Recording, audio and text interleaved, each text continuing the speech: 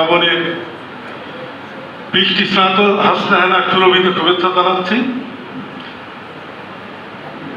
আমি প্রথমে ধন্যবাদ জানাচ্ছি এই আয়োজকদের এবং একই সঙ্গে আলমডাঙ্গা উপজেলা প্রেস ক্লাবের নেতৃবৃন্দকে, যারা যুগ যুগ ধরে প্রেস ক্লাবের নেতৃত্বের অচলায়তন ভেঙে দিয়েছে।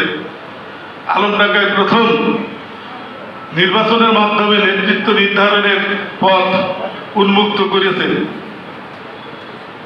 আমি খুব সংক্ষেপে কিছু কথা বলবো। সাংবাদিক হিসেবে আমার মনে হয় এই কথাগুলো বলার দায়িত্ব আছে।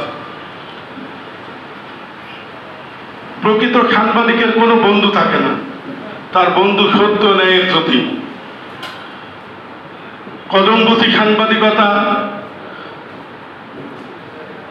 জিহুদু সাংবাদিকতা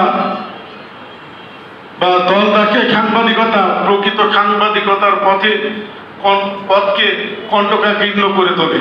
এ ব্যাপারে আমাদের সবাইকে সচেতন থাকতে হবে। সংবাদপত্রকে রাষ্ট্রের চতুর্থ স্তম্ভ বলা হয়, ফোর্থ স্টেট।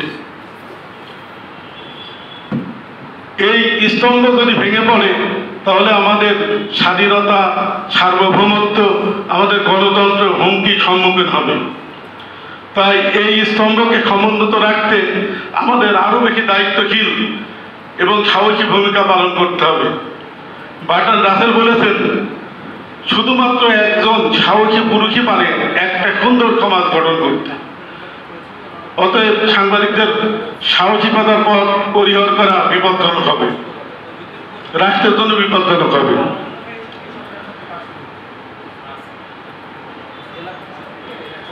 নজরুল ইসলামের এই কবিতার মতো আমাদের প্রেস ক্লাবের মতো হোক, এই কামনা করি। আগামী দিনের নবযাত্রীরা চলিবে বলিয়া এই পথে, বিচারিয়া যায় আমাদের প্রাণ সুখ দুঃখ আদি হতে। সকলের সুস্বাস্থ্য কল্যাণ কামনা করছি। ধন্যবাদ।